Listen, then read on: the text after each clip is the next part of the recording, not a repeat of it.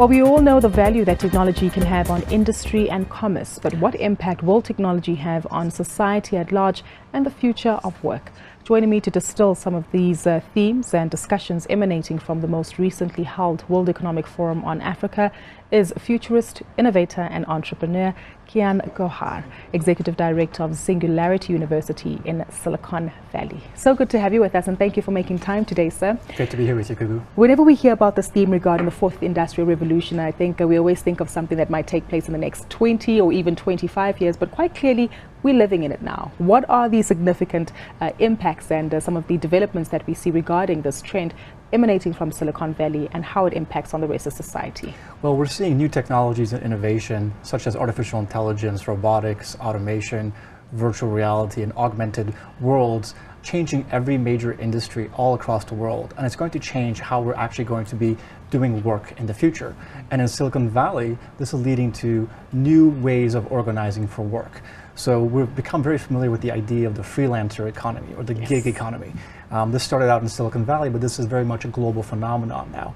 And what's fascinating about this is that this is changing the way that companies in Silicon Valley are looking to hire new employees. They're not looking specifically for formal educational degrees, but they're also looking for specific skills. And this is changing the way how employees are self-skilling themselves. So we're looking at ways, for example, of creating micro degrees, nano-credentials, ways to show that you have a particular skill set outside of this formal educational model and how then you can build into this data economy. And what's interesting is that this model started out in Silicon Valley, but I'm pretty confident that it's going to spread worldwide in terms of how people look for work.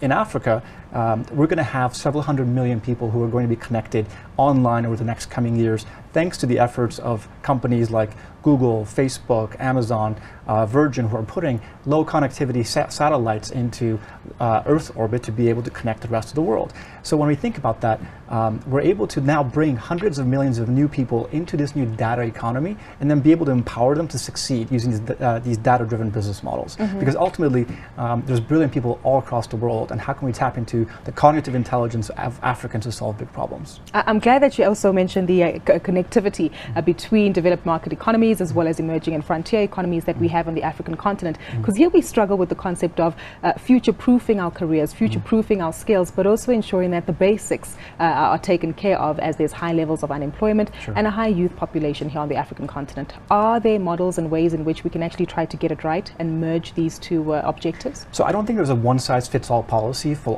all of Africa, because we have industrialized economies like South Africa and other agricultural economies. And I think it's basically a try-everything approach. So in Silicon Valley, the companies that are most successful are the ones that are taking the most shots on goal and experimenting and seeing what works and what doesn't work. And so in Africa, I think we need to create different models of training this workforce for the 21st century. We can't solve 21st century problems with 20th century educational models. So we need to have these on-the-ground educational opportunities in terms of teaching, but then we also need to have artificial intelligence helping us to learn, and we need to then try different ways of skilling, whether it's highly skilled technical people or whether it's low-skilled people. And I think that what we're seeing is technology is moving us into a direction where higher successful skills in the future are going to translate to two broad job categories. One is that the future jobs are going to be based on creativity and not productivity. And what I mean by that is that those who are able to create and collaborate and ideate new things, they're going to be the ones who are going to succeed in this new digital economy, as opposed to those people who are just focusing on repetitive work. And the second major job trend that we're seeing is that we're seeing this blossoming of data-driven business models in Silicon Valley. So how can we tap into this data-driven economies to allow Africans to collaborate and also succeed? If the 20th century gold rush was all about gold mining, the 21st century gold rush is all going to be about data mining. Precisely. Interesting dynamics that are unfolding at the moment, but what does this mean then for heads of companies and heads of institutions who dispel and write and put together policies in order to give us future direction as to how to prepare our institutions for this? So from a policy perspective, I don't think any organization, either a government or an NGO or a business, can do it all alone. We have to have partnerships to allow us to get to that stage. The first thing I'd recommend is that, first of all, we have to have this connectivity across Africa in terms of being able to get people on the platforms. The second one is that we need to advocate lifelong learning. So this model of learning at the very early stages of your career or your adulthood, that was fine in the 20th century, but we need to have this lifelong learning model where you're constantly upskilling. You can't basically have this linear path where you accept to go from job to job to job up a career ladder. You now need to develop hybrid skills across multiple categories, because the nature of your work is going to change over the next few years. And so I think the people who are going to succeed the most are those who are going to develop really highly socialized skills around collaboration, empathy, creativity, to be able to do things that artificial intelligence and automation isn't capable of doing right away.